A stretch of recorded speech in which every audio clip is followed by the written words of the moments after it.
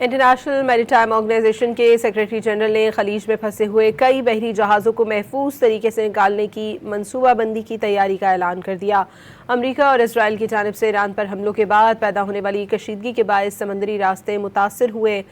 Secretary general کا مزید کہنا ہے کہ یہ منصوبہ تب ہی نافذ کیا جا سکے گا جب صورتحال میں واضح طور پر کمی کے آثار نظر آئیں گے۔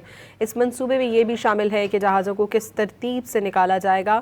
مثال کے طور پر ان لوگوں کو ترجیح دی جائے گی جو زیادہ عرصے سے پھنسے ہوئے ہیں۔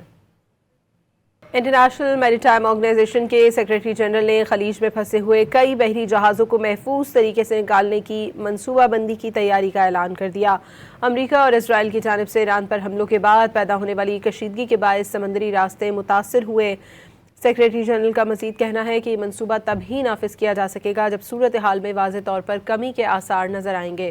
اس منصوبے میں یہ بھی شامل ہے کہ جہازوں کو کس ترتیب سے نکالا جائے گا۔ مثال کے طور پر ان لوگوں کو ترجیح دی جائے گی جو زیادہ عرصے سے پھنسے ہوئے ہیں۔